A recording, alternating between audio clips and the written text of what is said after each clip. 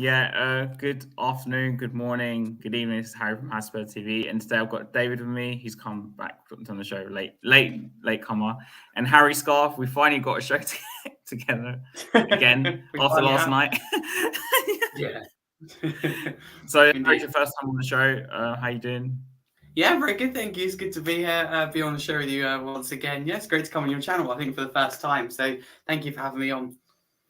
And David, how you doing? I mean, we're arguing backstage already. And it's Yeah, I know, man. It's been a while. I've risen back from the death. Now I'm good, man. I'm good. Just just always busy. That's all. All right, so I think we'll just get right into it. Before obviously the game kicked off, there was a few issues. I'm not saying issues, but obviously there were a few things that people pointed out with the starting lineup. Porro started at right back, and Sarr came in for Skip. So first of all, Harry, what do you think of the starting lineup before the game started? I was happy with it. I was ready to go because it's really, really attacking, but at the same time, I was slightly worried about Porro defensively. But it turned out, the questions were answered before we got to even half time that Porro was capable of defending. It's clear to see that Sarr was the right option. He showed lots of energy. And for me, Skip didn't look like he quite suited that system against Brentford, so I could understand that. And we won. That's the most important thing. Sarr scoring. I mean, one of the people who came in, one of the two. And then his substitution worked with, Davis and Perisic, who both brought on combined for the own goal, if you like, of Martinez. So Postecoglou pretty much got everything right.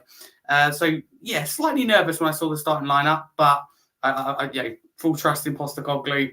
I was really excited because we saw it. I was like, we're going for this. United, you watched them against Wolves. They're there for the taking. Really happy with the result. Happy with the lineup. As in, because you obviously mentioned Porro, we'll talk about him a bit more in a bit. But were you worried because Porro was playing instead of Emerson? Because that was a lot of people that I was with at the game were saying that. And then obviously Sarr, I think people actually prefer him to Skip anyway. But with Porro, were you a bit scared or not? Or you think it would be all right? Me? Yeah. Yeah, I was slightly because him defensively, but Emerson against Brentford obviously is partly at fault for the goal. He got beat by Rico Henry down that side, which was the main part of the goal, obviously that led to the goal. Came up with the goal as well. So from a defensive point of view, I mean, Emerson, neither are fantastic at defending personally. So I think it's more about Postecoglou just trying something different. I completely understood Sarr. I didn't think Skip was fantastic, if I'm honest, against Brentford. And Sarr just showed, because in big occasions, Sarr stepped up. AC Milan in Champions League, North London Derby, and once again against Man United. So a little bit worried, obviously being big Man United club. I think we paid them a big time, a good time, because they're struggling at the moment. They've got a few questions that Ten Hag needs to answer, a few things to sort out probably for the rest of the window. So we played them a good time, but we played really well and thoroughly deserved the win. I don't know.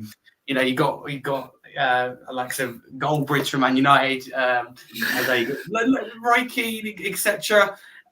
You've got loads, even the likes of Bruno Fernandes, Eric Ten Hag, even Onana, who think the United were the better team. I don't know what game they're watching because it couldn't have been the one that I saw. David, what do you think of the starting lineup? Was there anything you would have changed? So for me, I felt like against Brentford, Skip wasn't good and he wasn't bad either. He just didn't contribute. He didn't make a mistake. We didn't contribute anything. So I think the midfield, whether we'd have stuck with Skip or whether we'd have gone with the change, I wasn't bothered either way. I didn't necessarily share, and this is from a football manager tactical point of view, I didn't particularly share the concern about Porro because when you saw the positions Emerson took up against Brentford, his short passing was fantastic and opportunities were created as a result of that. But he doesn't necessarily have that longer range passing. You're never going to ask Emerson to cross because we've established that that's not his specialty. By Porro being the one to move into midfield, he could play, as he did multiple times, larger cross-field balls out to that left wing or balls down the line out wide to the right wing. And he's got that extra quality. So for me, against Man United, I thought they were going to have a bit more possession than they did. But it allowed us to break the kind of midfield to attack transition a little bit quicker than if Emerson was just playing short passes.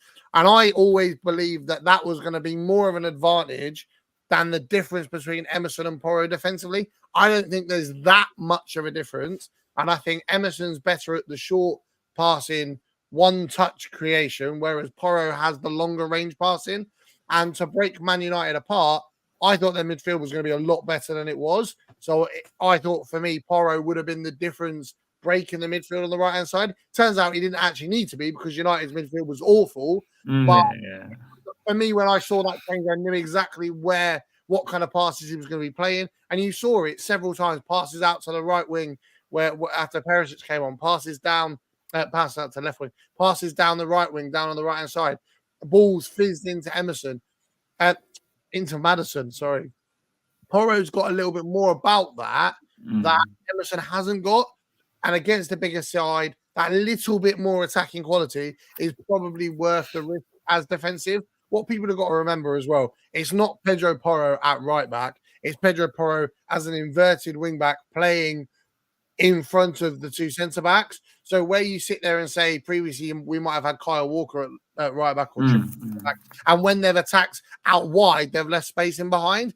It's not necessarily. It's not the same system. So people have got to remember it doesn't operate in the same way defensively as just Porro at right back. And Ange said this when he first joined, when people were asked about his formation. He said the formation and the player's positioning is not important. The role I asked them to do is what's important. Because if you noticed, even Adoji was coming inside as well. That both fullbacks come inside, and the wingers, I suppose wingers, are meant to be on the top. Why? Look at where Davies was for the goal. Yeah. He could have had a few goals, Davies. If you look, look, like a shot. If you look at Sarr's goal as well, Pedro Porro wasn't out wide. He wasn't back. He was inside the 18-yard box, closer to the 6-yard box, and he was the edge of the 18-yard box. So people need to get out of the habit of thinking that they're fullbacks, they've got to do all this defensive work, because the system isn't built like that. Everyone comes back, apart from Kulusevski after his comment, but everyone comes back and defends as a unit,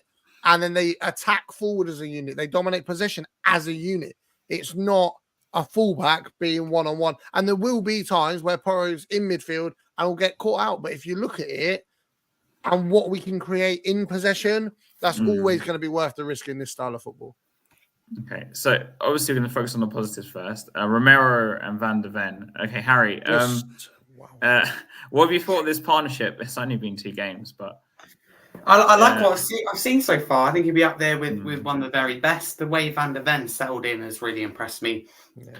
Chucked in there straight away against Brentford, having only had 3 training sessions, only having 1 full season in the Bundesliga as well. I think we knew when we signed him that the price tag and the clips we've seen from Wolfsburg is going to be a top player. It was just when. So the way he's adapted has been fantastic. I don't think he's put a foot wrong in either of the 2 games. The passing out from the back, him and Romero, has been great. The partnership they formed, the high line, catching Man United out several times. That's impressive for people. And, they never played together before, for last week. So that is impressive. Not a lot of time to work on it in training. And, people talk about Van Dijk a lot, especially when he signed for Liverpool. I think, our defence is definitely up there. Van de Ven, I think, is very, very close to that. So last season, we've gone from probably one of the worst defences and worst midfields to both being up there with the very best in the league. So that is a positive thing. The only thing that's gone not as good is up. Harry, do you think that Romero has matured over the summer or something? Because since he was given the vice captaincy, yesterday, I'm just going to sit here with the biggest smug grin on my face and say, "I told you so" in a minute. I was the biggest critic of Romero. I was like, this guy's a loose cannon. I don't trust him. But do you think captaincy's had an effect on it? Yeah, I don't think it's necessarily over the summer. I think it's just him getting that vice captain role. You see Van de Ven come in thinking, hang on, finally I've got a top centre back. Let's set the example. I don't want to look stupid and get yellow cards and red cards here, left, right, and centre as vice captain. That's not setting a good example. And also, new manager coming in, he's probably thinking, I've got to set the right example. And getting sent off yellow cards in your first few games isn't setting the right example. So he had to calm down for his own game, to form the partnership, I think, with Van de Ven to become vice captain. Also, Coggy would have probably said, with my time at Celtic, and after I've seen you training a bit, I love what you do. However, you are a bit rash if you're willing to cut out your game, I'm willing to give you. I reckon they spoke about it before. He awarded the vice captain or captain potentially. I think he definitely would have discussed with given hints to Romero. I think, or Romero could have perhaps naturally just thought, new manager, let's calm down. So there's a reason he got that vice captain role. Like I said to you last night, it's good because we have a captain or a vice captain every part of the pitch, which I think is very important. I can understand why Son is captain because what he brings to the business side of the clubs, and he's been here a long while. But in terms of a captain, he doesn't suit him at all. But he brings a lot to the club, especially off the pitch. He's been here a while. I can understand that. But in terms of quality and things that leadership that comes with the captain, it wouldn't have been. Son wouldn't have been in my top three. I think, okay, what shocked me the most, Harry, watching that, because I went to the game, okay, is that he just seemed so calm. I was like, did someone just give him did he take something before the game? Like, why is he so calm? Because normally when you see him, he just looks like he just wants to, I hate to use this term, like batter someone or like he just looks like he wants to hurt someone. But he just seemed like he just got up one day and he thought, like, I'm just going to chill now. It's great to see. Yeah, I love it. And even Vicario calmed down. I mean, it was his first game against Brentford, could have been a bit of nerves. Yeah. Generally, the team looked calm, cool, composed, not what you're used to seeing. So it's great. I'd love him to keep it up. Of course, taking one for the team and his aggressive tackle, fair but aggressive, I love. And sometimes it's really, really handy. But like a prime example, when I went to the Champions League game, we got obviously knocked out against AC Milan. I think it was in that the Champions League, the round of 16, I think it was, and the home second leg. We were losing 1-0. We had a few minutes, we had good 10 minutes to go, including added time that was added on in the end. And the ball's gone out of play or going out of play. He's never going to get to it. It was like it's going to be our throw anyway, and he's gone for a 2-foot tackle, second yellow. And he goes, there was absolutely no need for he's getting the throw anyway. I don't know. So things like that. So it's good to see him calm down. It's like, okay, I'm going to relate this to something completely. It's Tottenham related, but it's completely off the cuff. So back when Spurs beat Arsenal 5-1 back in 2008, when we won the Carling Cup. Yeah. So we had Ramos in charge, and obviously that was the first time we beat Arsenal in years and years and years. And that was Ramos described that performance. I know I'm going to rate this to Romero in a minute, but as controlled aggression. So it's like, to me, when I watch Romero now, it's like it's controlled aggression, if that's the right word or phrase. Because he was still being like aggressive or firm, but it just wasn't that as wild. It wasn't wild. Yeah, that's probably would describe it. Yeah. Yeah, definitely. It's good to see. I need to keep it up. Just keep it up. I love it, and he worked. Got high line against Man United. There was no need for it. Obviously, I think he's always going to have that side of his game, but so does like a Richarlison. And you need that sometimes. It's great you go up against the opponent. You don't want to mess with Romero, put it that way. But if you can generally be calm and use the aggression in the right way, like I'll never forget, we drew 2-2 against Chelsea when we got that. He goes and celebrates. I think it was in Reece James, maybe Cooker. I think it's Reece James's face. That's just prime Romero, and I love it. I love that bit of it, the passion and the bit of it. That's just him, and I like that. But if he can control it and use it in the right way, that can be really handy for him and the team. David, so obviously me and Harry focus more on Romero. I want to talk about Van de Ven because me and you watched a lot of Vertonghen. Watching Van de Ven yesterday, obviously it's very different. I think watching someone on TV compared to watching them like in the stadium, I do think it's very different. I thought like I was watching shades of Vertonghen. Even the way he run. I've got 1 point quickly to make on Romero. So I'm going to say I told you so because I've got to. I know that's why you left me out of that, but I'm going to say I told you so anyway. So a few weeks ago in the Spurs group chat, me, Harry, and Harry were discussing, and some other guys were discussing who. Oh no, he's going to bring up on this. And one of the suggestions I said was Romero, and Harry's exact words, and I've got it screenshotted because I knew I'd be right. Harry's exact words were, "He's too rash. He's too immature. No, absolutely not." And my counterpoint to that was, we're going to be playing a positive style where he's not got to sit back and spend 90 minutes defending. He's going to have better players around him, a more confident Spurs, and we'll see a different Romero. And both games, we've seen that. Even against Brentford, he knew he had to come off, but he was gutted to come off. I think the comments he made in the summer for me were the first thing that ticked it when there was rumors of he's not happy at Spurs, doesn't care as much about Spurs as the national team. And he chose to come out and say, actually, this is bullshit. I'm going to prove it to you that this is a load of rubbish.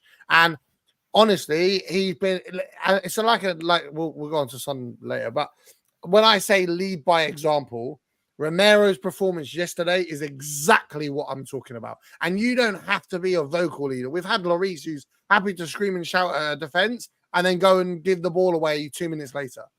It's about leading by example, your attitude, your persona, your performance. And I knew that in a team that was more confident with a better players around him, that Romero was gonna strive to be better.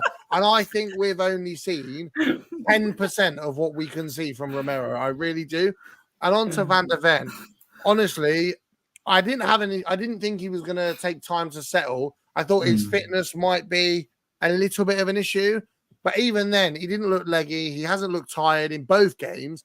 He's looked confident. He's looked comfortable. And I think there's been some sort of bonding between him and Romero behind the scenes, because the way they've played in the last 2 games, they look like they've played together for 3 or 4 years, not 30 minutes.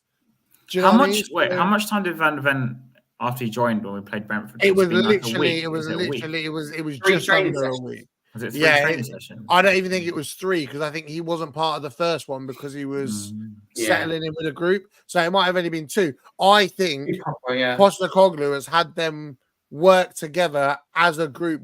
Like, you look at the 2 of them, they're communicating constantly. They're like the way Toby and Jan, one would point and then they'd know that the other was going to pass the other way. You had little kind of stints of that. And I think Van de Ven's come in and gone, I deserve to be here. I know we're not in European football. I know we're not competing for the title, but he's not come in going, I'm a German league defender who has played for a very average German league club. No disrespect to Wolfsburg, because I really like them as a club. A very average performing German league club. I'm going to the big Premier League move. This is scary. Instead, he's moved in and gone, I deserve to be here. I'm going to prove why I deserve to be here. And I kind of knew this was coming when you look at his reaction to the fans when he was in the stands for the Shakhtar game. He was already taking photos with the fans, talking. I saw that. He came into the club wanting to be a part of who Tottenham or what Tottenham is as a club from the off, rather than being one of those players who, it's a job. I've moved because it's a big transfer. I've moved because there's more money. He's come in and gone, I want to be a part of who Tottenham are. I want to be a part of what this squad's going to be. And for me, it all comes back to Angie's comments to Maddison when they were talking before that transfer, where he turned around and said, whether you join me or not, I don't care. I want you here. If you don't join, regardless, you'll regret it, because you're going to miss out on seeing one of the best Tottenham teams that you've seen. It's going to be a completely different Tottenham team. And this is what we're going to achieve.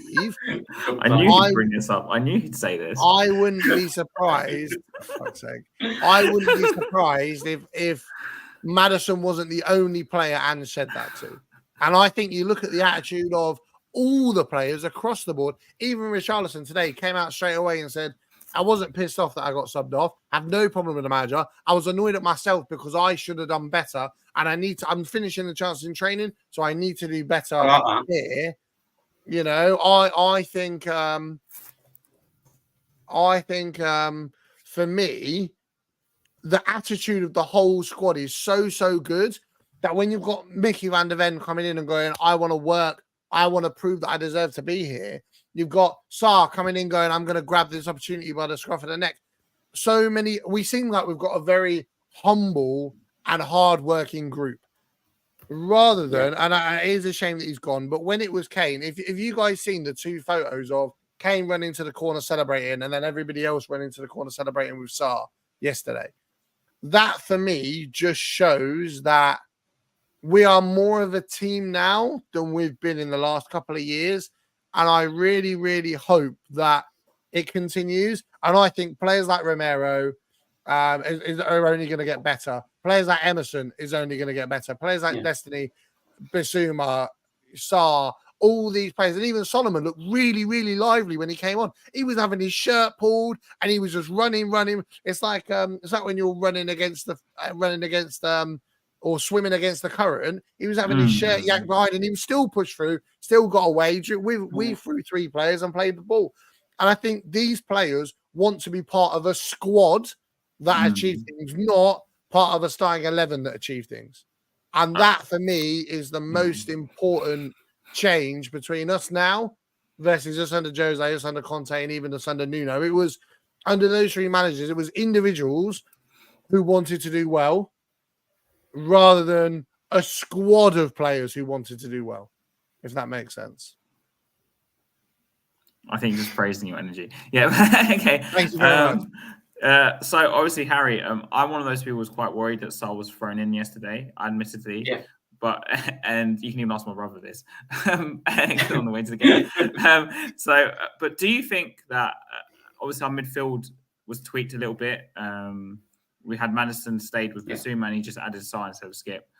Do you think Sarr changes any sort of the dynamic with the midfield? Because I saw Basuma dropping as the sitter and then as for the most part and Sarr playing further forward.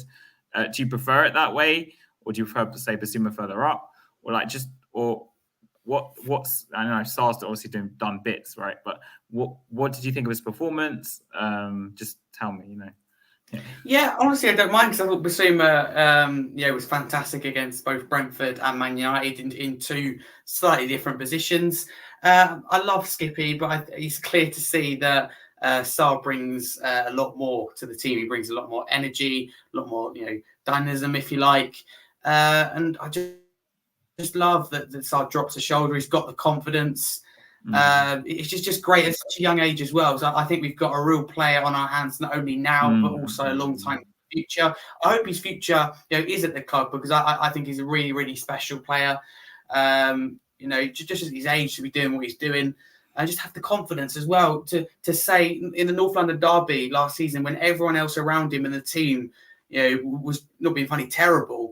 He stepped up. He wasn't afraid. He tried to take on about 4 or 5 Arsenal players and pretty much successfully done that a couple of different times. Milan as well. Him and Skip, to be fair, they both shone in that midfield. Others were hiding. He steps up, and I absolutely love that. So Sarr, he fits the system. Basuma, I think, is fantastic. So the partnership they've already been, formed. I think Basuma will be, Bentancur will be very keen to come back before the partnership gets too strong, because we all know Bentancur's qualities and what he's brought for the team since he signed. But right now, the big question is, who do you take out that midfield? Because you don't take Basuma or Maddison out for me. And the way Sarr's playing, it's going to be hard to say to him, hold that thought for near the end, Harry, because I'm going to touch on something. I'll hold that thought. I was going to say, do you think Conte's treatment of Sarr and the fact that after that AC Milan game, he was pretty much frozen out the entire season. There was talk of him going on loan again. There were some Spurs fans saying he should be sold, which for like a 19, 20-year-old is just ridiculous. Do you think that because Conte lowered the expectation of 90% of this squad so much, it's been easier for them to come into a new manager and go, well, it can't be worse than last season, can it, lads? Come on, let's that's how it. Do you think that's helped them ease in a bit better? There's less pressure on them, probably. Exactly. Whereas with Conte, at the front of it, everyone knew the style of play he was going to play. Everyone knew it was going to be conservative. Everyone knew it would be wing backs. Everyone knew it would be 3 at the back, whatever. With Ange Postecoglou, yes, you can look at it, but he's done things ever so slightly differently with every club. Do you think that actually all that expectations being taken off has not only helped Ange, but helped the players because they can work on it behind the scenes and then go, bam, this is what you're going to get, rather than us coming in and going, well, we already know what we're going to get for, let's hope it wins or something. Do you think that that's kind of helped Ange and the players in a way? Because I think with Sarr, so many people wanted him to go on loan again. I was one of those people that was on the fence about it. But from the start, Ange rejected all loan bids for him. He'd already apparently had several one-on-one conversations with him. It was clear that he saw him as an engine in that midfield. I don't want to say Yaya Toure. That's a bit premature. Well, some people compared him to Patrick Vieira already. That's just ridiculous. Honestly, it's just... But do you get what I mean, though? I think insane, Ange had a plan for him, and he kept that quiet for long enough that it allowed him to settle with the group. Because even though he's been part of the squad, he hasn't really been part of the squad, if that makes sense. I hate to use because Harry always says this ironically every year, but he has been like a new signing because he didn't play. He played a handful of minutes last season. He wasn't really integrated with the squad. He wasn't really in the social groups of the squad. There was a lot of conversation with him going on. He felt very isolated, whereas he's come in and been part of the core group from the off.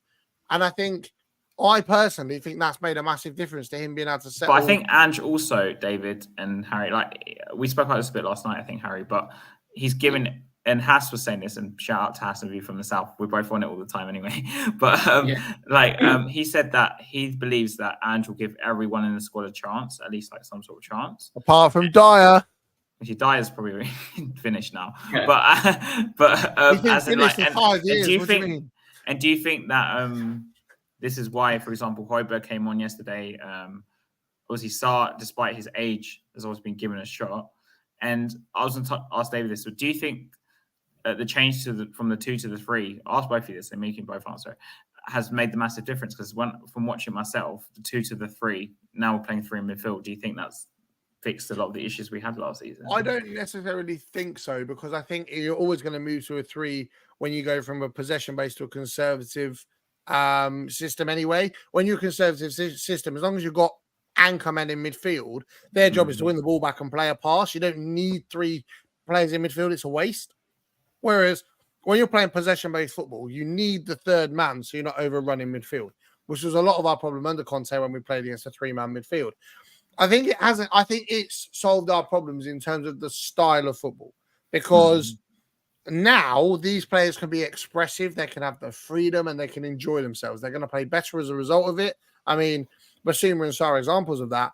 Højbjerg is never going to do what Basuma can do. He's not silky in that way, or Maddison. But what he can do is, when you're going away to Stamford Bridge, having him as that right-sided centre mid instead of Sarr, not for the legs, but for the experience, for the ball-winning qualities, for the strength.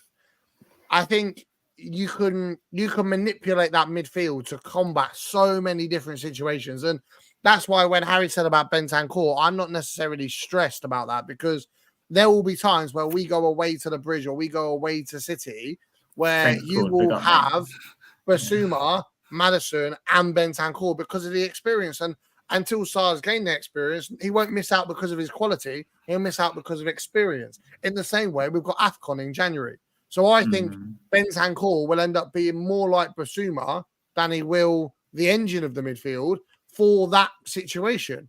So I think it doesn't necessarily give us an advantage in the sense of the squad, but it gives us options in terms of depth. And I'm looking forward to seeing. I know he hasn't come on yet, and I'm quite surprised he did against Brentford.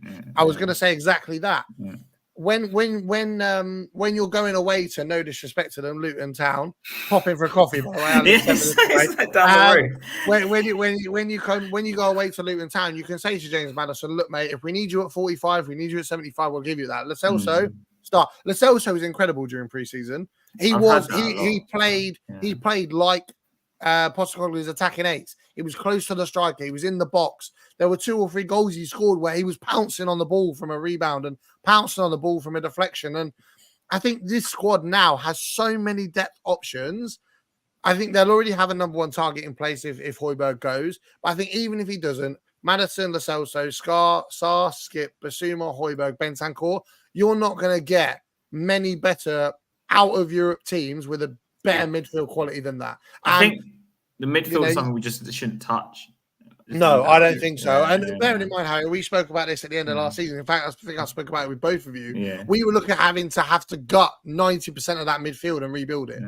But because of the style of football, all of a sudden you're getting glimpses of what Lo Celso looks like in Spain. For example, Basuma, and I bring him up for a reason. You'll put me out with trouble. Don't worry, TJ. You'll be back on Wednesday. but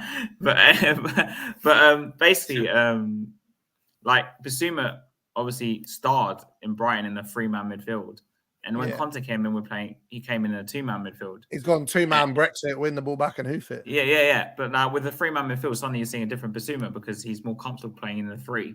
And Sarr, for me, last night, what impressed me the most, I know he scored that goal, right, which is really good. But it was a really good finish. His running, but also his tackling. His tackling was like insane. There was an incident actually on the right-hand side of the pitch. He bolted it all the way back, scooped up the ball, and then just jogged forward with it and played a pass like nothing had happened. And I think his age, and I think the fact that I think he's like 3 years ahead of where he should be, really. Yeah, I'd say so. And I think that the fact that there's an atmosphere improvement about Spurs as well is easier because you know the fans are going to be more patient. I said this ages ago that selling Harry Kane gives Postecoglou a year of whatever the result, as long as we don't get relegated, he's got a year no matter what anyway.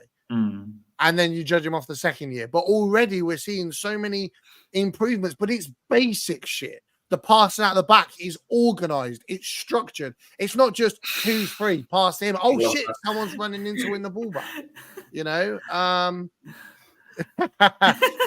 It's great. I haven't been on I haven't been on either show for ages because I work late on Monday, so I'm not back in time for Harry's show. And then the other Harry show. I want Harry's in like 2 weeks, I think. 2 weeks in a row. Not this again. Yeah, probably. But it just for me, I think the feel-good factor allows these players to come in and just improve little bit by little bit by little bit without having to. I think also with Sarr, David, because he's playing in midfield and because we have like Basuma, Lo Celso, Maddison, all these options, it's easier for us to say put him in the midfield like we had yesterday, where he's like it's easy to. What I'm saying, like with City, I hate to compare us to City because this is crazy, but when City have all these amazing squad players, right? And they put in youngsters, like 1 or 2 youngsters in the team. It's easier for them to embed in when they've got experience and quality around them. So in our case, because our midfield is so good, it's easy just to give Sarr the time and patience to develop into what he's going to turn into. Yeah. Exactly, and I think it's kind of the same with I think it's kind of the same with 90% of the squad. To be honest, the only concern I have is the more defensive option for Destiny is unfortunately Ben Davies, and we still lack a competitive centre back or someone just good enough if we have injuries or whatever. Kind of like what Kevin Wimmer was for us when Jan had that long. I actually like Wimmer. Wimmer he was a really, really good squad player. He knew his place in the squad, but when he came in, he did a solid enough job.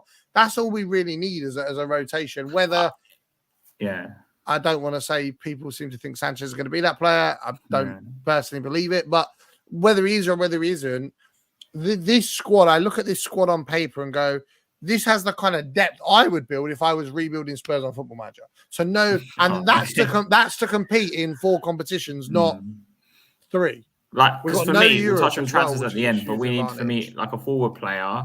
Ideally, someone can play up front. A fullback of some sort can play either side, and the centre half. Oh, not another fullback.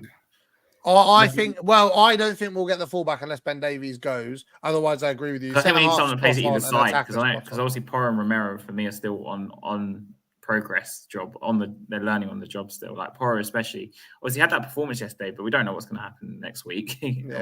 I mean, I think the other thing about him is as well. Like someone like Cancelo, he'll be ideal for us. I think. Yeah, I don't see. The only thing he's gone anyway. He's gone to Saudi or somewhere. I didn't think. I was going to say the only thing I'd say on a player like that, you have to be careful because I think another thing Andy's going to do is going to build this team based on characters and personalities as well as ability. And you look at all the conversations he's had, and you look at the interviews with Vicario and Mickey, and you look at that and go, "I see what this guy sees in them."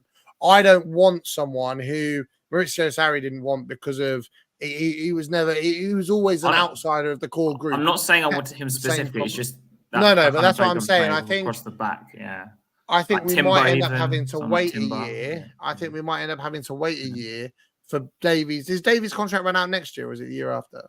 The guy's been here for so long. I don't know. 2024, I think. So next year. Yeah, so he's going to do 10 years. Is it 10 years he's going to do? Yeah. Fucking hell, Ben Davies getting a testimonial. Oh my god.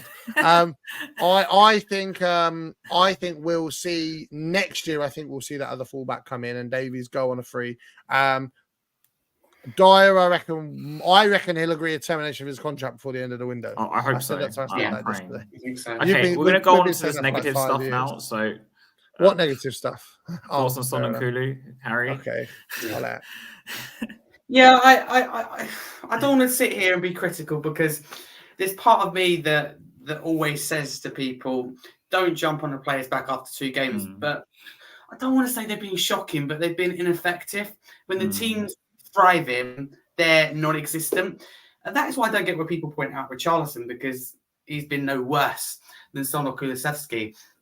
Also, someone who I said, I've been saying for a long while, last season before, but in particular last season, at times under Conte, when Son and Kulusevski weren't performing, especially Son, I would drop them. That sets the example. There's no guaranteed place in this team. And I said that about Harry Kane. With his bad form in August, drop him. It's not, anyone. You want them to be on form. They can't have 4 or 5 consistent bad games, or 2 or 3 consistent bad games. Because, we're Tottenham Hotspur. We have big ambitions this season. We're going for a rebuild. We can't afford Son or Kulusevski to have another season like last season. I think still Kulusevski, we got him from absolute bargain, by the way, at such a young age. The talent he's got, I don't think we can question it. It's just, can he offer something different apart from the old cut inside, whip across in, or have a go from distance? It's predictable. It's simple. It's easy to deal with, not being funny, unless he does something special. And when he does try and mix it up, he's his other foot isn't good enough to do anything with. So it just goes out of play, goes to nothing. He slows things down, doesn't have the pace. I think he'd be a very effective sub. Kulusevski, towards the end of his career, I think he'd be very effective off the bench and will get lots of goals from the bench. I just don't think he can do it for 90 plus minutes. I just don't think the system suits him either. I think the system suits Perisic. I think the system suits Solomon, but not either of these two. But time will tell.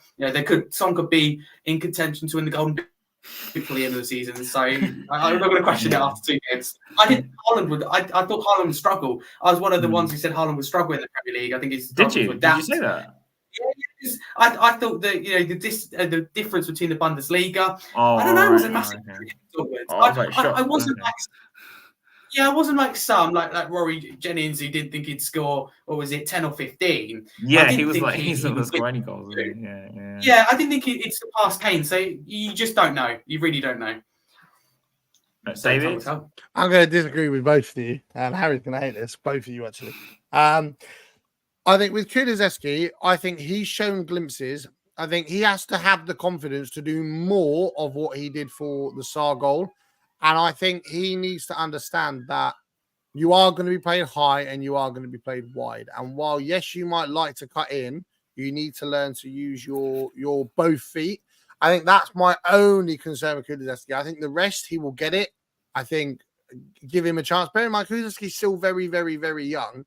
And it's easy for a winger to play counter-attacking football because you hoop the ball to Longton and they run at someone, 1-2, bam, back of the net, job done. In a possession-based football, there's a little bit more than that. People said the same thing about Jack Grealish at Man City. They said the same thing about Mahrez when he first joined Man City. Those wingers, again, possession-based system, high and wide. And they got used to it, and I think Kulusevski will. Son, on the other hand, I don't think out wide is necessarily his best position. I said this to you before when we decided to debate this before we started. I think Son's best position is through the centre. When the ball's picked up by the midfield plays the ball to Son. The wingers run along, Son releases the ball, and then you have your Son, your 2 central midfielders, and your 2 wingers as an attacking system. Now, for me, I get it, Son's legs, and I don't think legs in this system are necessarily a problem because it's a possession-based system. So you're not pressing half as much as you are, or you're not running half as much as you are under Conte. I think Son's injury last year, I think playing through that had a bigger impact than what we give it credit for. And I want to see him both on the left and through the middle.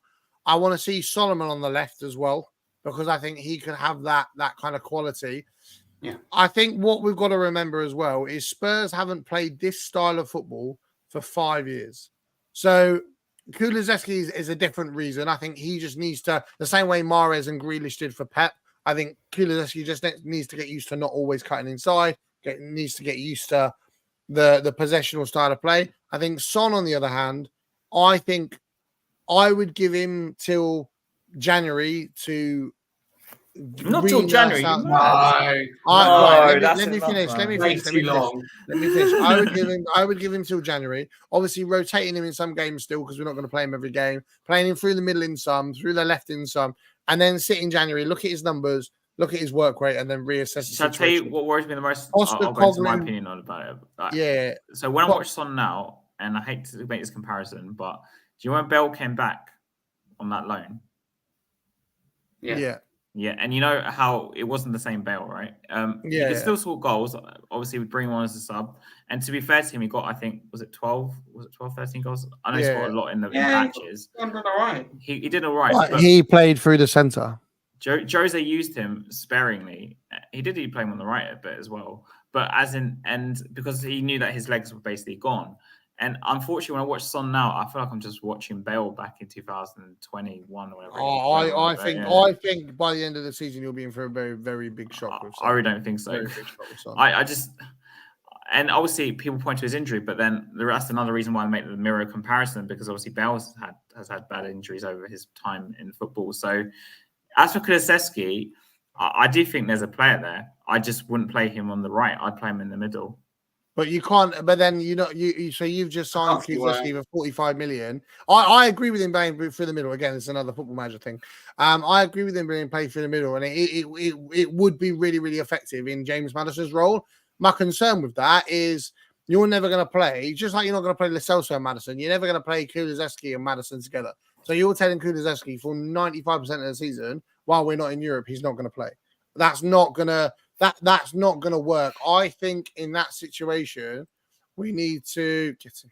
Oh, well, not get it. I want both of them to lose. But I think in that situation, we need to give Kulusevski the opportunity to grow out wide. I think there's so much more to come from him. If he was two-footed, I think it'd be, if he was had the ability with both feet that Son or Perisic have, I think it'd be completely different. I would argue that maybe playing Kulusevski on the left, where he's always on his stronger foot, will be more effective because the job of Postecoglou's wingers is not to cut in, it's to play the ball in. And I think him getting to the byline on his left foot, cutting that back to the 6-yard box, Sarr, Maddison, Basuma, Pedro Porro, for crying out loud. Like the options we're going to have there, we're going to outnumber them 3-1. So another issue with Kudu, I had to bring this up, is that surely David playing him wide is that I don't think he's fast enough. And another thing I'll bring up is what I didn't like in the game yesterday. He did. So when we were breaking with Kulusevski, do you remember this? I think it was in the first half. And then obviously normally you'd want us to break fast. Maybe Harry remembers this. He slowed it down a little bit. And he slowed it down, ended up going back to the defenders. And I'm like, well, surely in the system, I don't mind him being the player. Say this is why I say the whole shift into the middle. So for example, say if he wasn't that player on the right, he was on the player in the middle, and you had another player on the right. I don't know, someone like Porro, just an example. Mate, it doesn't have to be Porro, but just someone else. They're making the run. I can see Kulusevski being the man to just play him in for us to score a goal, rather than being the guy trying to dribble past everyone to try and score. I agree with you. I'm saying he's a quality player, as in he's got a lot of quality. I can see it, but I just think we need to. I don't think we know his best position in this system yet. I would say if we hadn't bought Maddison, let's say Maddison had gone to Man City, because I know they were linked with him, I would have then said Kulusevski in the middle, absolutely. But you don't buy Maddison to play. We do, but while we've not got Europe, you've got to keep a balance. If it's me personally, for the next game, who we got next? Bournemouth away, right? Yeah. I would go Perisic on the right, Kulusevski on the left, so they're on their stronger foot. And then Perisic has played. What you guys got to remember? Solomon on the right. He was shocking under Conte on the right. Solomon was going to be the other option, but what you got to remember is Perisic is a player who, pretty much apart from in goal, has played every single position he possibly could. He has, to be fair to him, in his whole career, and he's done it at Bayern Munich, he's done it at Wolfsburg, he's done it. He's been everywhere, here, there, and everywhere, and he's played across the board.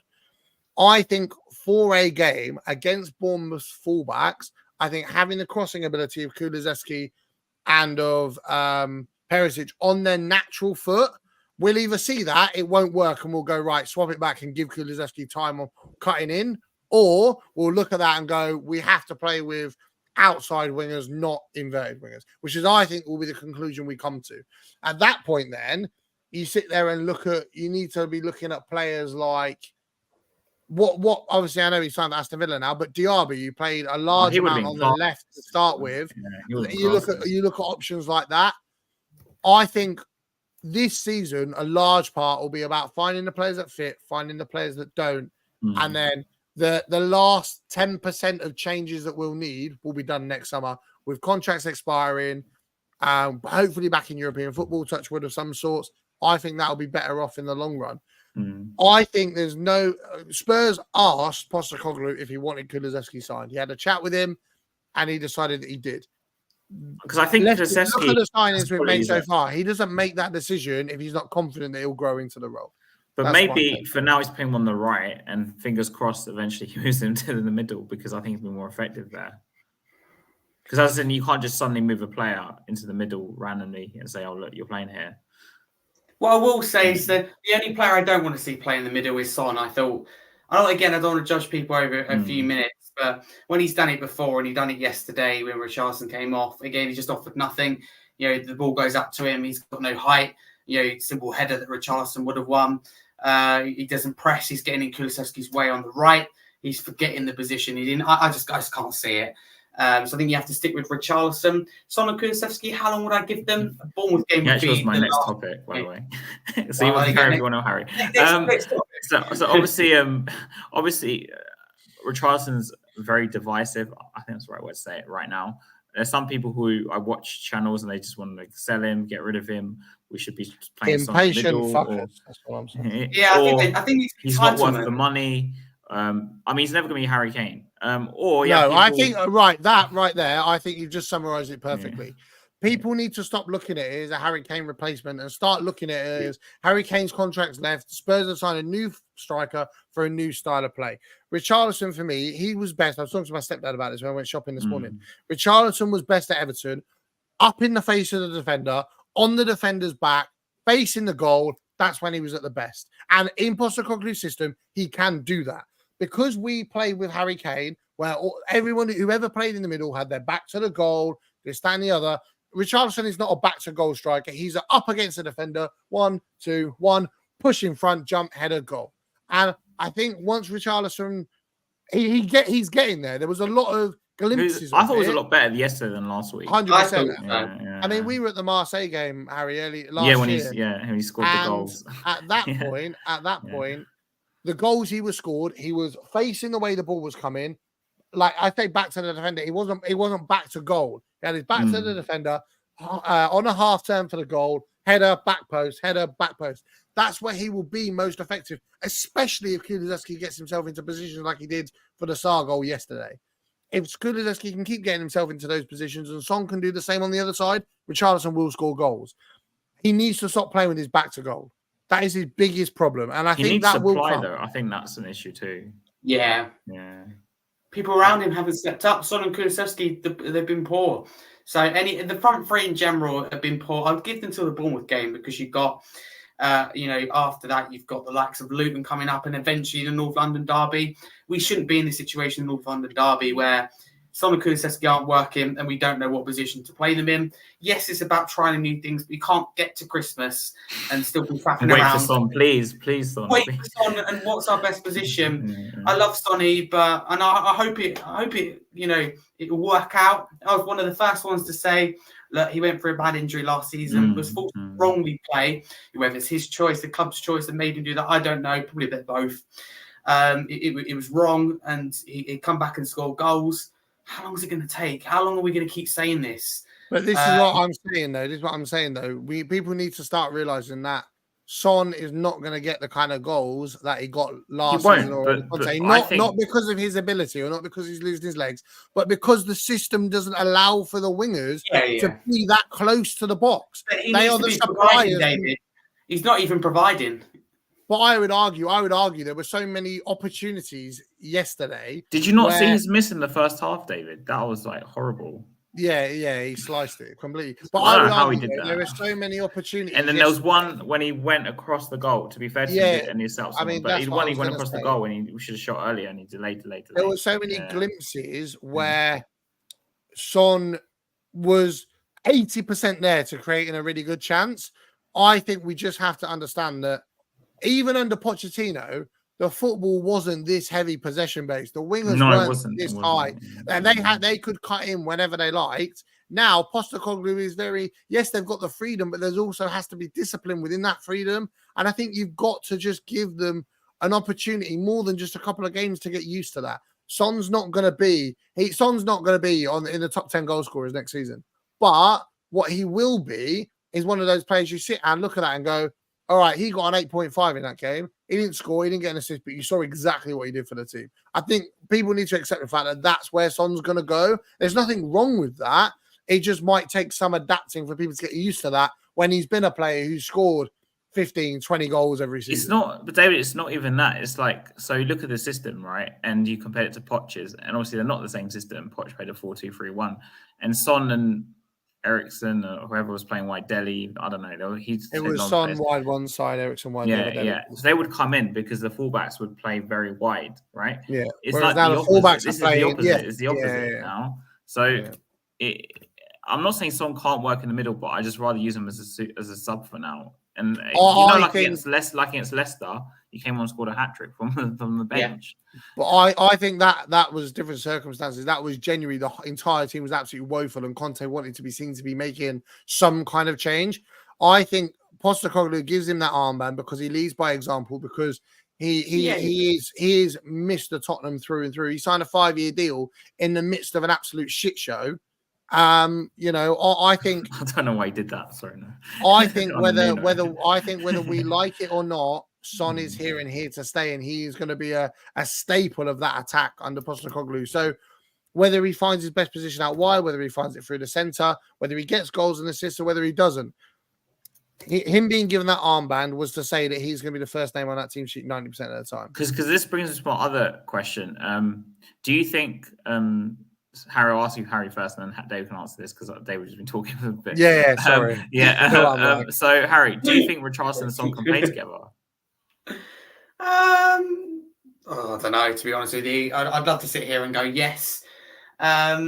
Listen, we need to obviously the game to try something is we've got Fulham in the cup coming up, and we've got Bournemouth away. Arguably, out of any of the games to try it. We've got Luton away. I personally think that's going to be quite a tough one. Luton, we're looking for what could be at that time their first points in the Premier League. They're going to be up for it. It's home. Well, could be. It's down as we were away from home, right? Yes, correct. Yeah, nothing. The last time I heard, the stadium's going to be ready by then. I went and looked at because they had yes, it could be. I reckon the first game in their new stadium, it'll be lively. They'll be up for it. Tim Crawling goal. Yeah, there's something. I know he signed it, but I'm like, no. He saved a penalty. He could probably get a clean sheet. I hate to say 1-0 loss against Luton. It has it all written over, by the way. I can say it now. I would never write that down. But against Fulham and Bournemouth, you try something new. Solomon done enough in pre-season and yesterday to be given a shot from the start, personally. Perisic, I'm not his biggest fan, but he's done really well in pre-season and offered a lot once again. Yesterday off the bench, so you need to give these people chances. And there's got to be that pressure, whether you're captain or not, on Son, on Kulusevski to perform, because I hate it at a football club, and that is why one of the reasons is actually one of the, obviously there's lots of bad things about Kane going, but a good thing is that we haven't got that player that's we know he's going to start. No matter what. Yeah, I completely agree with that. He has 7 or 8 really, really bad games, but he's still pretty much going to start. So it's good. I like that we haven't got that. You've got to earn your place in this team, and Postecoglou is going to give people a chance. Højbjerg, he knows, probably not his favourite player already, doesn't necessarily suit the system, but he's going to give him a shot. He's going to give him a chance to improve, and I like that. However, we can't be in a year or two's time or come the end of the season going, Son's not quite working. Let's trial him in this position because Postecoglou's got this contract, and by the end of it, we want to be closing the gap to the top team. We want to be back in Champions League football, and I think that's realistic this season because 5th guarantees you Champions League football. How does 5th guarantee you Champions League football? Basically, if you have a high enough coefficient, I think, and you finish 5th. Oh yeah, because the next year the Champions League formats changed. I should know that playing fucking Football Manager as much as I do. Sorry, I know. We're completely over my head. I think the other thing I have then. Apparently, potentially 10 clubs could go into Europe. Apparently, yeah, I know. Yeah, which is insane. That's like half the league. Do you think Solomon was signed to be Son's long-term replacement, or do you think he was signed for Postecoglou for depth? Lucas, depth. Yeah, depth. Okay, fair enough. Yeah, agree. I just think there's still. It's like we fixed one problem in midfield and we broke the other places. But anyway, well, I thought we'd touch on transfers before. So last part of the show. I know Harry wanted to say some things about outgoings. So we'll go to outgoings first. If the first name out of your mouth isn't Eric Dyer, then I'm leaving. It's not. No, he's what? He would be the first player that I get out the door. I don't think he has an attitude problem. But well, no. Listen, we need to get players out the door. The club have failed to do that. We sit here with a squad of 39, and that doesn't include Velex. People are saying that we don't need to get rid of that many. I'll be looking to get rid of 7, 8. I could easily name you 9 or 10, but being more realistic, 7 or 8 would make sense. There's a lot of players that aren't going to be part of Angie's plans that just sitting here. And you have to rip up contracts. People say, we had the whole debate last night. I don't think you've got to act like a big club. I wouldn't be going to Ndombele. I'm going to give you a chance. Don't worry. You can sit here. It's not worry. Let's not worry about it. I'd go, listen, you show the right attitude or you're gone. Your contract, look at this, gone. Nobody's going to We're already at that point, though, with him. We're already at that point. Nobody. And there's lots of players like that. So we need to get players out the door. And being honest with you, I don't think we should bring anyone in until we get rid of players. If we get rid of none, then nobody comes in. We've got 8 fullbacks. We only need 4, maybe 5. Sessegnon doesn't need to be here. Reguilon doesn't suit the system. Sessegnon's injured. He's injured, so he won't go. Yeah, Sessegnon's injured, but help him for his recovery, then send him out the door. I was going to say, I think Sessegnon will come back from his injury and then go on loan in January, and then he'll be sold next summer to the club. We have 5 players on that side. We don't need 5. We might not use him as a left winger. Not that I agree with this, by the way. No, I don't see. His end products is nowhere near good enough. I get what you're saying, and I think if you actually look at his core profile, left-footed, a little bit of pace, like on a raw side, that is the kind of profile we'll look to replace on the left eventually under Ange. But I just think he's not the man at all. No, I agree with you. I'm just saying. I'm just giving him. But the profile, the general, like, I don't know the word. The general thought process is. I get what you're saying. Yeah. But yeah, Harry, what's the list of players that you want to get out, and then tell me. Oh, here we go. Oh, lovely. The Ndombele, Spence, Lo Celso, Dyer, Sessegnon, Reguilon. Crikey, now he's going to get tough. I'll be tempted to. Perisic will be in and around that. Højbjerg I love, but 40 million. Tanganga? I think Tanganga is the other one. Thank you, Tanganga. There is one more. Hugo Lloris. Gone from me. Yes, Hugo Lloris. That's 10. I'm right. That is so easy to get 10. The minute you said Lo Celso, my eyes lit up. I looked up. Harry wants to start a fight. Listen, I don't know if any of you guys remember, but Lo Celso, we played Norwich in the Cup back when they were Premier League. Daniel Farker in charge. Lo Celso scored. We won 1-0, I believe, or 2-1. And he got man match performance. Everyone was going on about his performance. I've never seen it in Lo Celso. I'd love to be proven wrong, like I said to you last night, but he's just not a player that I've ever, I don't want to say not warmed to, because obviously I support him while he's here, but I've not got the attention or buzz round, whether it's with his national team, with Tottenham. So yeah, we've got too many midfielders, we've got too many defenders, we've got too many fullbacks. Seriously, if we get the squad to 30, that'll be ideal. We don't need, it should be, you don't want to go beyond early 30s. We've got a ridiculous squad, and it's laughable. If we could make, let's predict this, 100 and 150 million from getting those 10 players out the door. Are you joking me? I think so. You Levy in disguise. I think we get 100. I think we'd be lucky to get 100. I think we'd be lucky to get 100. I mean, for me, it looks like we're going to terminate his contract, which fair enough. Lloris. It looks like he's going to go to Lazio. You didn't want to go to Lazio. That'll cost us nothing. Eric Dyer just rip his contract up. There's no one's going to buy him. Reguilon, I agree with going. Sessegnon can't go because he's injured. Sanchez, I'm 50-50. Now, you didn't mention Sanchez, Harry. No, Sanchez will be the backup. You're happy for him to, because we were talking about that. We've said that when it comes to centre backs, because our starting 2 are so good, you don't need someone to compete. You just need a squad option. The way he played in pre-season. I disagree with that. But no, but if you, this was my whole argument about not signing Tapsoba. You can't say to Mickey van der Ven, you're going to come in, but you're going to be a rotation, or Romero, you're going to be a rotation, because we've got no European football. I think we do, but I think you also need to the club needs to be humble enough to understand that we're not in as strong of a position as we have been previously. I think next year is the time you have someone as a basic rotation option this year. Next summer, when you've got European football again, that's when you bring in a competitive option. So that's where I agree with Harry. Keep Sanchez for a year and then reassess it next year. Yeah, even to keep Sanchez there, that's 3 centre-backs. Who's the fourth one? Phillips is playing the under-21s, though. Yeah, but I would put him in the first year. I think he's ready than people think. But listen, I probably would as well. Yeah, we're just scrounging around. But for me, I would love Laporte as a backup. I don't get why we aren't going in him. I can only think it's for the wages. But listen, the club have gone the right way about it in terms of getting one player of real quality. We don't want that rotation. We want guaranteed starters. We want a backup. When I saw those links to him, I was Spence, I completely agree with. I think that needs to be a permanent move. There's a lot of links to Palace. There's a lot of links to Southampton. I think Southampton. I think if he's willing to be humble enough, I think Southampton would be a great job for him. Walker Peters. You look at how attacking they're playing. Well, Walker Peters is mainly playing on the left. Leeds will be interesting. Potentially, yeah. Notto. Højbjerg, I'm happy to keep and I'm happy to sell. That's one of the few signings I would say I'd rather have the right money than sell the player. I don't think it's necessary to sell him. No, I agree with that. I don't think it's necessary. I think he does offer more than what people give him credit for.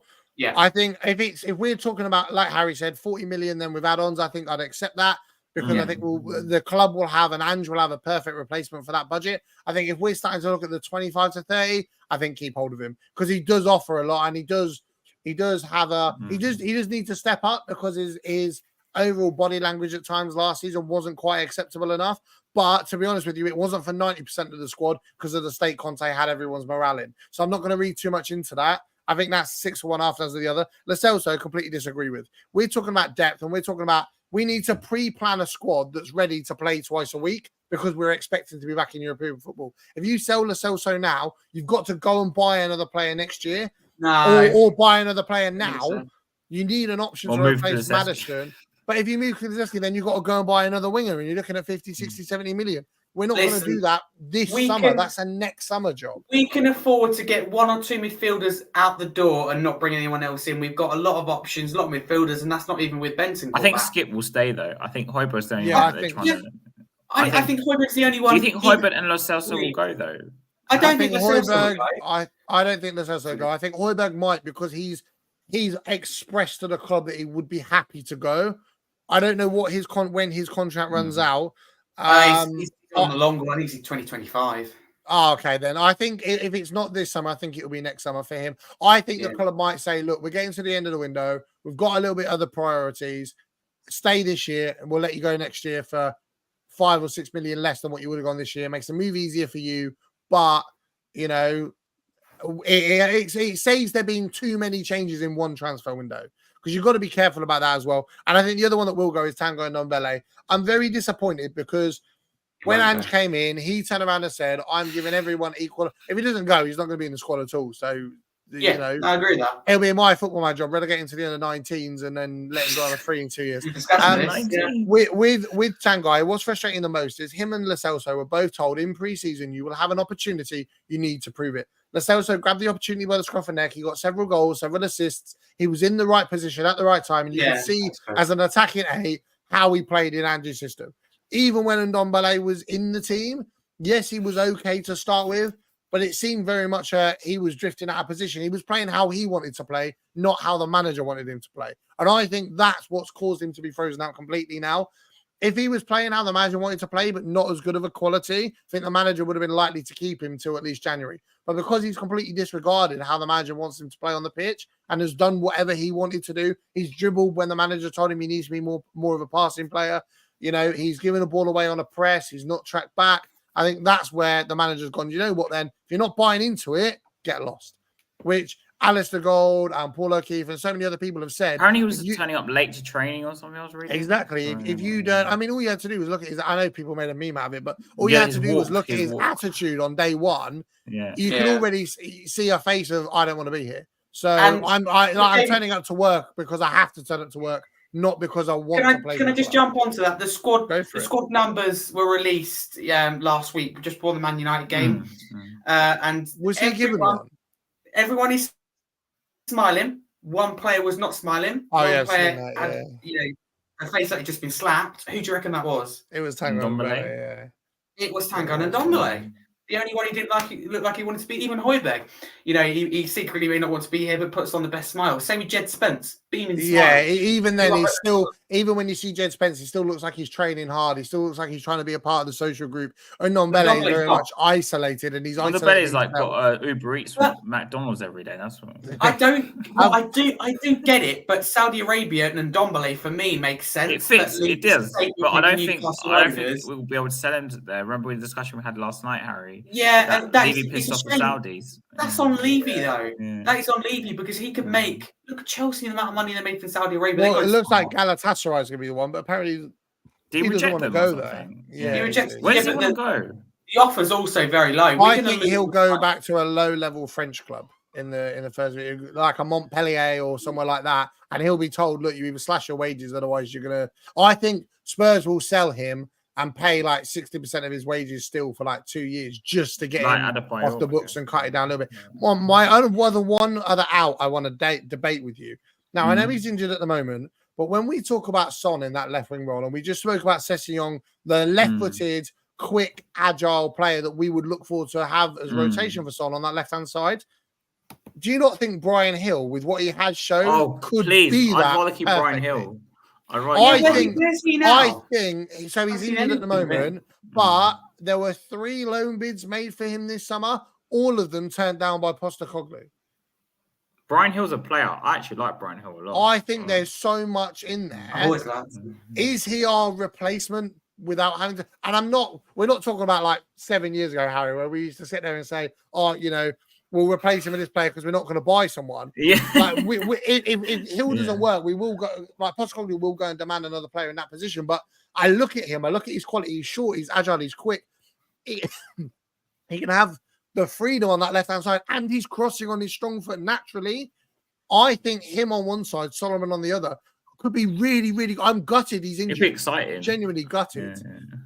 And I know, Harry, you didn't mention him on your out list either, so I'm assuming you feel somewhat similar. Brian Hill, I'd definitely give him a really I want to keep him, actually, even after last season. I like Brian Gill, and this may sound crazy, but he gives me almost like Messi vibes in the short. I was trying not to say it. He reminds me of Modric, personally. He reminds me of Modric. Yeah, you know what? He hits the ball well. He's a top player. He can be. He's the Spanish Messi. Whatever you think of Daniel Levy, the board, and what the club are doing right now, one thing they've got spot on is thinking about the future with the players. You've got Gill, we've got Phillips, you've got Sarr. The thought is there for the future. Although it's frustrating, we may not get the players we want now.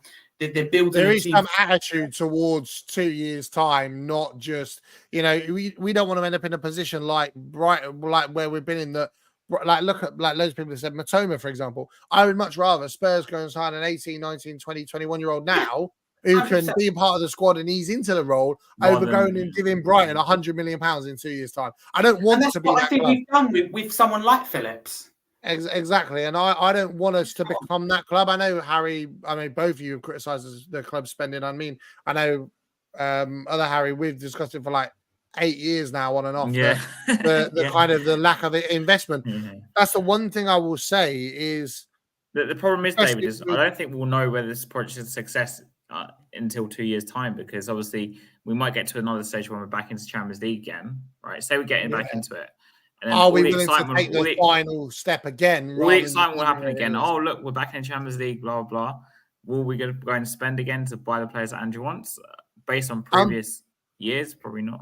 Unpopular opinion, I would rather get the Europa League first over the Champions League, because I think with this squad, in this brand of football, with the right depth still and the right additions, between now and the next window, I think we'd have a serious chance of winning that competition. And it has shown seriously for once. Exactly, and it has shown. No, but this is the difference. We now got a manager who wants to win every single trophy, no matter what. When we had Poch, he turned his nose up at the Europa League. We played Josh Onomer away at Dortmund, one of the most hostile atmospheres to play in. Like, absolutely ridiculous. Yeah. Like, I look at the decisions Pochettino made about the cups. He never took it seriously. Jose took the league seriously until we stopped trying to defend, and he took the domestic cup seriously as well. We made it to a final. He wasn't allowed to manage it.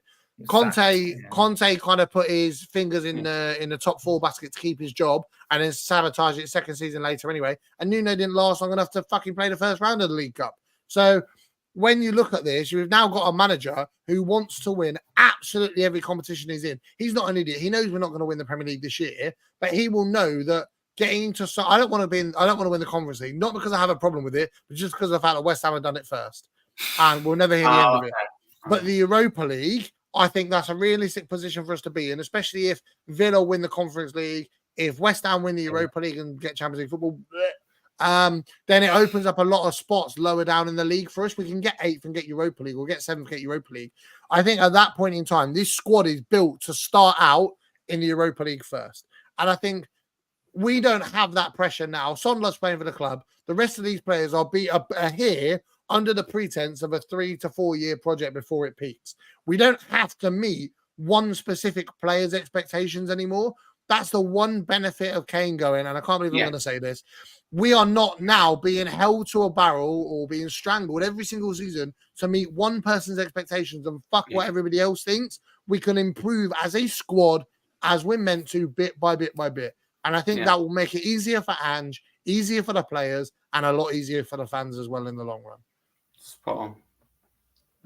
And we'll see what happens, I guess. Why do you always do this, man? You always go, we're on the positive, and you go, we'll see. We could be top of the Premier League with like 3 games to go, and needing 1 point. We could need 1 point against Sean Dyche's Everton, who haven't won all season, and you'd still go, oh, we'll see how it goes. Never change. No, because I've watched Spurs for the past like 20 years of my life, 30 years of my life. Yeah, that is true. That's a good point. But I would say this is one of the most united and optimistic our fan base has been before the start of the season. Yeah. Even with Conte, even with Jose, even with Nuno, there was a divide. This is the most united it's been since the second season under Pochettino.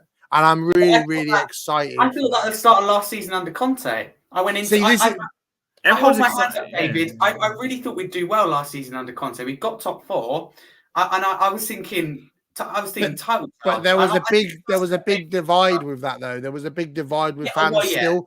Even when we beat Arsenal 3-0, even when there were still fans divided.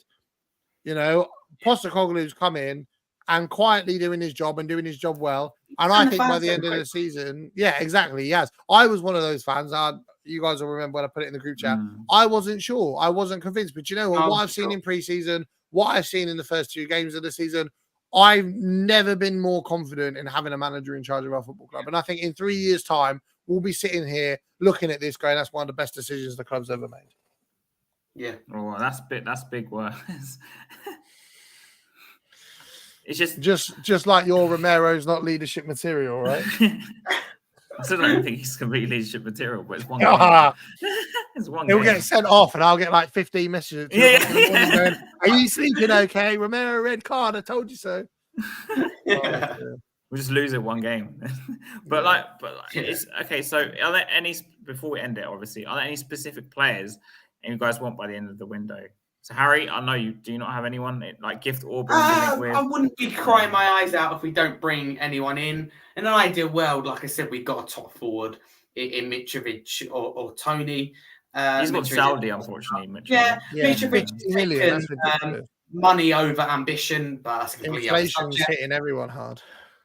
Inflation, cost of living crisis. I know. And Tony won't come in till January. I have faith in Richarlison. I don't think it's the end of the world because we're talking about, like I said, I hate to use Arsenal as an example, but who nearly won the league last season, will be in the race, I think, again this season, and will fancy themselves to win it, going out and spending money to improve. I sadly think they will. They've gone and improved where they needed to. They've got a goalkeeper in David Raya, who I think... I think come Christmas will be number 1. They've improved the midfield. I don't rate Havertz, but they've got Rice in, who's a severe upgrade on Granit Xhaka, but they've got Jesus as a number 9. And Richarlison's number 1. Brazil's number 9. He can't, Jesus isn't as good as him in terms of he can't get in Brazil's team. So I have faith in Richarlison. He scored goals for Watford and Everton. He can do it with Tottenham. And you can blame Solan Kulusevski. They haven't given him the service. He hasn't been great, obviously, Richarlison. He hasn't been fantastic, but he wasn't last season. But in the right system, the right game, with the right service, and with the support of the fans, I think he'll come good. So no, I won't be fussed. I would have said Alex Scott. He's gone to Bournemouth. Yeah, but he's gone. You really wanted him. But I think that's a good move for him, though, because I think we can see what he can actually do in the Premier League before we go and spend 25 million on a player that we don't know. But I think they're also like 40, 50 million now. Well, you say that though. But let's say he plays there for 2 years, does really well. 3rd year he gets relegated. He's still only 23. Oh, you get him on his feet because he's been relegated. Daniel Levy's playing 4D chess while everyone's out here playing checkers. Do you know what? It's funny you say about Ivan Toney, because I have my reservations about him fitting into the style of football. Same. It's the same as me. I don't think he's as creative as a central player. Do you know what? I said this to my stepdad yesterday, actually. Imagine the best version of Dele Alli, right? The last year at the Lane version of Dele Alli. Oh, wow. Okay. Let me finish. In this system, as the main central player, the link up he had with the midfield, the link up he had with the wingers, his finishing ability in the box, maybe almost like a false 9 is more important than an out-and-out striker.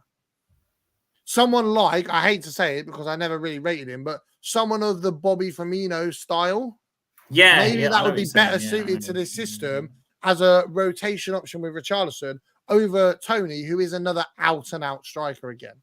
I see what you're saying. I think if we're going to keep Sanchez, if we're not going to play Phillips, one more centre-back. If we are going to play Phillips, then cool, as it is. The outs are the priority, really. And then use January, like we did with Kulusevski and Bentancur, use January to further enhance what you're already doing and go from there. I think that's probably the best bet. Harry, is he there? He is there. Yeah.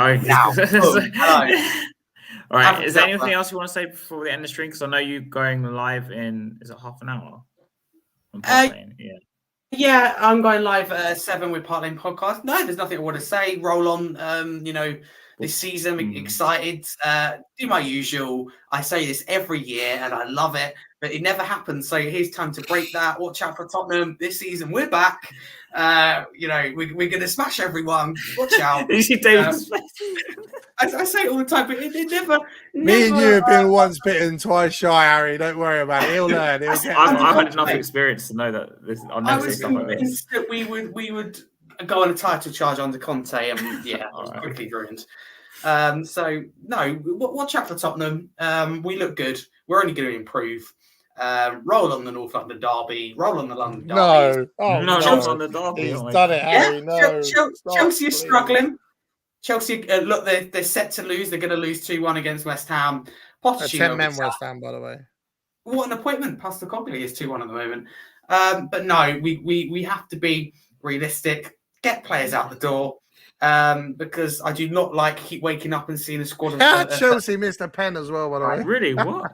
Was it Jackson? Enzo Fernandez. Enzo Fernandez missed a penalty. How's that guy cost 110 million? I don't know. I still think he's quite good. They're just spending. Lavia 30. Todd Bowley's wasteful. It's like me on their Foot Manager. I spent £1 billion in 2 transfer windows. $1 billion? Yeah, it was all installments. All right, Daniel Levy never had more of a heart attack in his life. He probably broke his credit card. Yeah. I